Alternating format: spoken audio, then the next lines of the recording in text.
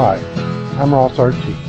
I operate the Ross RT Hypnotherapy Center and have over 20 years experience in dealing with the mind. And I am part of a group of hypnotherapy practitioners who use the most successful smoking cessation system in the world. One of the reasons why it is the most successful stop smoking method in the world is because it relies on a unique combination of advanced neurohypnotic techniques. The purpose of this tape is to give you information about hypnosis, to dispel some of the myths, and actually give you an experience of hypnosis on side 2 of this tape, which is an actual hypnotic induction for stress reduction, which I usually sell for $20 as one of my hypnosis tapes. You're probably listening to this tape because you were given it by a doctor or family member or friend as a gift. This particular tape is quite unique. Our practices are virtually an introduction-only practice. That means built on referrals. Our clients are given these gift packs to give to their family and friends. We give them to our clients so that people can get an introduction to the many uses of hypnosis and the way we, in particular, use it to get our virtually 100% success rate, which enables us to offer a lifetime guarantee, which is unique in the field, so that you have all the information you need to decide whether or not this is the right thing for you to do as well. Even if you decide it is not something you want to do, you can still benefit by listening to side 2 of this tape, because stress is one of the biggest problems in our hurry, worry, modern-day society. On this side of the tape, I'm going to explain why this unique combination of advanced neurohypnotic techniques is the most powerful method for getting permanent results with smoking cessation, weight loss, and many other things. Because many people stop smoking and then they start again. Many people lose weight and put it back on. We are only interested in permanent change. I am going to talk about how the conscious mind and the unconscious mind works.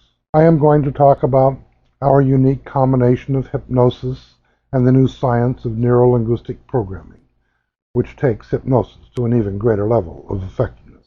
I am going to compare hypnosis to other methods of emotional and behavioral change, and answer all the commonly asked questions about hypnosis while you listen in the comfort of your car or on your Walkman or at home. By the way, side 2 of this tape is not to be listened to while driving, or in fact, while doing anything other than sitting or lying down with your eyes closed. Let's start by explaining a little bit about what hypnosis actually is and what it isn't. Hypnotherapy is a profession, just like any other profession. We don't run around in black capes and top hats and have weird spiral eyes, like some people may think from films or stage shows. When you see us in our office, or if you catch us on TV or in the papers, you'll just think, what nice, normal people we are. There is nothing strange or mysterious or science fiction about hypnosis. It is just a profession like any other profession. And as a profession, we are leading the way of smoking cessation, weight loss, dealing with phobias, and many other things. And I'm going to explain why we are leading the way. First of all, let's talk about the mind. Did you know that your mind has 2 parts to it? Conscious mind and your unconscious mind. Now, your conscious mind is everything you are aware of right now. For example, you are aware of the sound of my voice speaking to you. You might be aware of the feeling of the chair you're sitting in, if you're sitting down, or the colors around you as you look around. However, you can never be aware of more than 5 or 6 pieces of information every second, consciously. Your unconscious mind is processing over 2 million pieces of information every second. It is your autopilot. It runs your life for you. And it has been building habits for you perfectly since the day you were born. Everything you do is an unconscious habit. The way you brush your teeth, the way you put your shoes on in the morning, even breathing. Right now, you don't have to think, breathe in, breathe out, breathe in, breathe out. The autonomic nervous system is run by your unconscious mind. It breathes for you. It pumps blood around your body. It takes care of all the automatic functions. If you are listening in your car right now, you don't have to think about driving because it's automatic. But there was a time when you were learning to drive when you had to think. Look in the mirror, change gears, indicate, turn the wheel. It was an overload for the tiny conscious mind.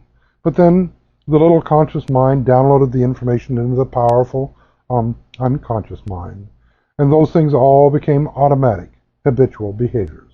What hypnosis does is really quite simple.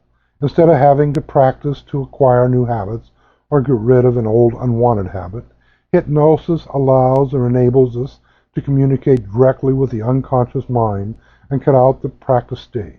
When the conscious mind does something 3, 4, 5 times, the unconscious mind says, "Aha, I'll do that job for you," and it takes it on board as a habit. Now, some of those habits are useful, like driving a car or riding a bike. Some of those habits aren't, such as smoking or overeating. You can try, and you can probably have tried, to change those unhealthy habits with conscious willpower, but the far more powerful unconscious mind will protect its habits. Otherwise, a person could forget how to drive a car in the middle of driving somewhere, forget how to swim while in the middle of a lake. It is a survival mechanism that the unconscious mind protects its habits. This is why there is a battle going on inside, an inner conflict between the conscious and the unconscious mind. Whenever you try to stop smoking or lose weight, the simple fact of life is that we as human beings are creatures of habit. And if we have a method of controlling habits in a quick, easy way, then we can take control of our lives. Hypnosis, when it is done correctly, is the method. So, where do habits come from? Let's take eating habits. Here's one example. When we were small, see if you can remember, what did our parents say to us? Eat everything on your plate. There are starving children in the world. We all heard that one a few times. And so, here we are, years later, and we're still doing it. When we were kids, that may have been a good habit, because the plates were smaller, we were a lot smaller, and we ran around a lot more. Now the plates are bigger, we're a lot bigger, and we don't run around as much. So sometimes we need to change that habit, and maybe even install a new habit of running around and exercising a lot more. Let's look at smoking. Most people have tried a cigarette when they were younger. Some of us persisted, though, through all the coughing, sputtering, dizziness, and burning eyes, not to mention the awful taste, and repeated this behavior until the unconscious mind said, "Okay, let's make it an automatic habit." And from that moment on, you became a smoker. Now you can say to yourself, "I will not smoke. I will not smoke." But then you find yourself wanting to reach for one, because the conscious mind is like the minute tip of an iceberg, and the unconscious mind is like the iceberg itself. It is bigger, stronger, and far more powerful.